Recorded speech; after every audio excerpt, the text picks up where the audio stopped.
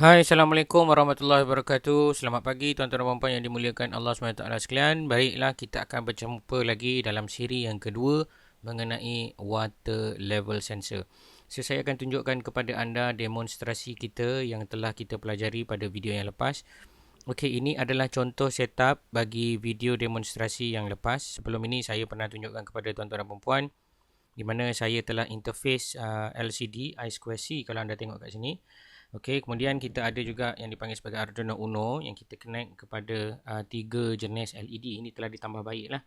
So kalau anda tengok kat sini kita ada indikator yang menunjukkan sensor ni kering ataupun kosong.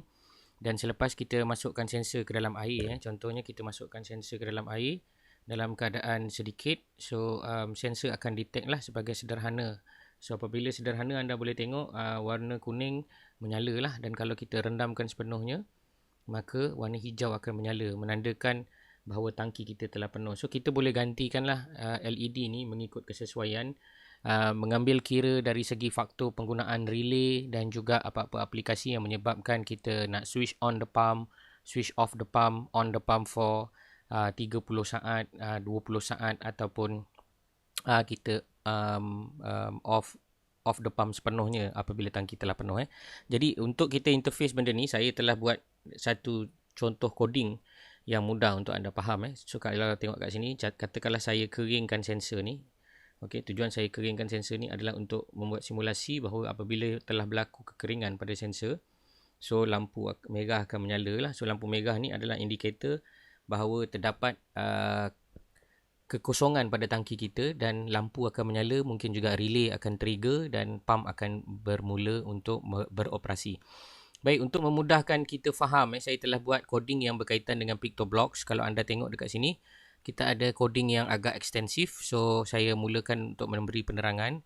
Kalau nak buat satu-satu ni, saya rasa mungkin akan ambil masa sikit. Tapi, insyaAllah kalau ada yang komen untuk saya tunjuk demonstrasi pembuatannya, saya akan buat kemudian.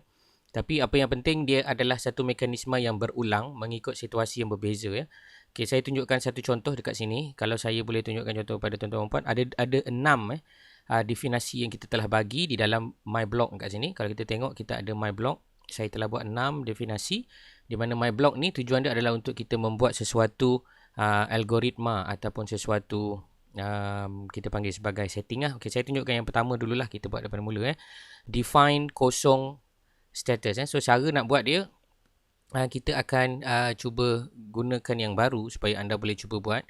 Okey, katakanlah kita nak buat satu benda, namanya adalah tangki kosong. Katakanlah kita buat kat sini tangki kosong. Okey, ataupun kita buat dalam bahasa Inggeris lah, empty. So kemudian kita letak add number and integer. Dekat sini kita letakkanlah empty ni sebagai logaritma 1. Okey, ataupun kita boleh masukkan status lah. Dekat sini biasanya saya akan letakkan status. Okey, maafkan saya, di sini saya akan buang lah. So kita akan tulis empty dan kita masukkan add number input. So yang ini akan dibaca oleh Arduino, di mana dia akan baca status bahan kita lah. Kemudian oleh kerana saya nak interface dengan serial connection, so macam saya bagi tahu dalam video sebelum ni, anda boleh tengok dalam video sebelum ni mengenai macam mana kita nak set up a simple water sensor. Tapi saya akan interface terus menggunakan apa yang dipanggil sebagai serial communication. Saya akan masukkan dan setkan kepada baud rate 9600.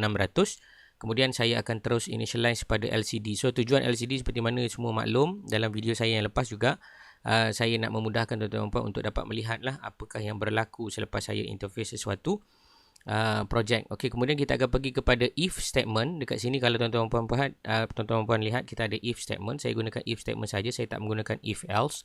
So dekat sini kita akan masukkan diamond shape, di mana diamond shape yang saya akan masukkan adalah reflect kepada this particular diamond shape. So kita akan define dalam bulatan ini adalah status. So kita akan bring the status here. Excuse me. So kita akan masukkan nilai 1. So 1 ni menandakan berlakunya kekosongan pada tangki. So kita akan bagi tahu selepas kita detect sama dengan 1 apa yang akan dibuat. So kat bawah ni yang kita kena specify apa yang akan dibuat. So kalau tuan-tuan puan perasan, dia adalah satu proses yang sangat mudah sebenarnya. Apa yang kita nak dia buat. So apalah basically kita nak dia buat. Pertama, dia membaca jenis tangki dia. So kat situ saya dah tulis tangki kosong. Yang ini akan ditulis pada kita punya serial monitor. Okay, kosong. Okay, serial monitor yang sebelah kanan bawah ni untuk kita tengoklah apa action dia. Kemudian kita juga boleh masukkan modul display. Modul display ni kita akan masukkan apa yang dipanggil sebagai clear display dulu. Saya akan clear display sebab mungkin dia baca kosong, lepas tu dia akan baca sederhana, lepas tu dia akan baca penuh. Jadi kita perlu ada refreshing ataupun kita perlu ada pengeliran lah. Kita perlu clearkan dia. Kemudian kita masukkan set cursor macam biasa. Ini semua adalah prinsip asas penggunaan I2C protokol. Menggunakan kita panggil sebagai PictoBlock. Sangat mudah kita nak interface, so kita tak payah nak type coding satu-satu. So semuanya boleh dikeluarkan dan diproduce secara automatik pada bahagian yang telah dinyatakan ni. So kat sini saya tulis empty status. Okay, kemudian saya tulis ini set cursor column 1 row 2. Kat sini pun kita akan masukkan bahan hello world. Ini kita nak display pada LCD kita. So pada LCD kita pula, tuan-tuan dan puan-puan boleh masukkan joining seperti mana saya maklumkan dalam episod video yang lepas, di mana joining ni adalah untuk memberi indikator apakah yang berkaitan lah. So kat sini kita boleh tulis empty kan. So kita tulis empty lah, empty. EMPTY. Okey, so selepas dah siap ni, maka anda akan ulang balik proses yang sama sebanyak 2 kali, 3 kali, 4 kali, 5 kali, depends kepada water level yang tuan-tuan dan puan nak buat. Oleh kerana water level sensor ni saya boleh katakan tidaklah begitu accurate, se-accurate-accuratenya sebab dia menggunakan conductivity of the ionic bond dalam air tu. That's why dia punya bacaan dia ada little bit change, kadang-kadang tak stable lah. Tapi melalui investigation saya, apabila saya rendamkan di dalam sensor dalam video yang lepas, seperti mana yang saya cerita, kita dah boleh agak lah. So kalau kurang daripada 100 nilai yang ditunjuk pada serial monitor itu menunjukkan dia adalah tangki kosong. Kalau dalam 100 ke 600 adalah tangki sederhana, dan lebih pada 600 ni adalah tangki penuh, di mana dia mencapai maksimum dalam 700 lah. So saya gunakan 600 tu sebagai cut off untuk membezakan sama ada tangki itu penuh ataupun sederhana. Dan kita perlu masukkan variable yang kita dah set tadi. Kalau tuan-tuan perasan kat sini saya masukkan 01, LED kosong. So kita masukkan apa yang variable telah dibuat lah. Dalam case ni kita masukkan empty tadilah sepatutnya. Okay? Kita masukkan empty ni dan LED kosong. LED kosong ni pula adalah another blocks yang saya buat untuk membuat sesuatu arahan kepada PictoBlocks mengenai apa yang perlu dilakukan jika dia telah detect kawasan ini kosong. So ini adalah arahan dia. Kita matikan semua lampu yang lain dan kita hidupkan satu lampu yang berkelip-kelip sebanyak-banyaknya, iaitu adalah pin nombor 4. Kalau anda tengok dekat dalam video saya, di mana saya sharekan sekarang, pin nombor 4 ni kalau kita tengok yang kosong ni akan kita sambungkan kepada digital pin nombor 4. So apabila kosong telah dibaca oleh Arduino, maka LED pada nombor 4 akan dibaca juga. Baik, itu adalah konsep asal dia. So saya akan masukkan LED kosong ni dekat bawah dia. So dia akan loop. Dekat sini kalau anda tengok kita ada forever block yang mana dia akan ada if lah. Kita tak pakai if else, kita pakai if statement. So dia akan loop over and over again mencari algoritma yang berikut menggunakan menggunakan analog read A0. So dia akan bacalah bacaan kepada bahan itu. So kalau anda perasan kat sini, saya telah gantikan dengan perkataan yang baru, iaitu empty, iaitu 1, dan sederhana saya buat 2, dan juga penuh saya buat 3. So yang kosong ni saya biarkan sebab saya nak interface kepada contoh yang baru. So kalau anda tengok apa yang akan jadi kat sini, dia akan baca mengikut apa yang saya telah set up pada coding yang baru lah untuk tujuan demonstrasi kepada tuan-tuan dan puan-puan sekalian. Okay, kalau kita tengok kat situ, dia dah keluar tangki K. Itu ada error lah dalam keadaan kita menulis coding tadi, tapi basic dia tu dia tulis tangki empty. So apabila kita dah buat, maka apabila kita masukkan water sensor ni, apa akan terjadi? Kita tengok kalau kita masukkan sedikit, dia akan detect sebagai sederhana, dan kalau kita rendam sampai penuh, dia akan menyala lampu hijau lah. Kalau kita naik sikit sederhana, dia akan keluarkan lampu yang warna kuning tu. So yang sederhana ni sebenarnya agak tricky sikit sebab dia adalah dalam julat yang agak narrow ataupun agak ketat lah, di mana dia boleh jadi penuh dan juga dia boleh jadi sederhana.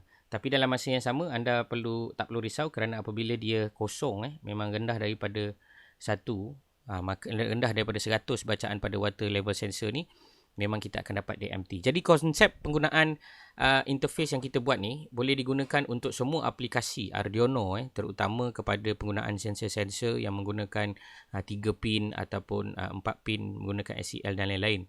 So itu adalah sebagai contoh rentetan daripada video yang sebelum ini saya telah share kepada tuan-tuan dan puan sekalian.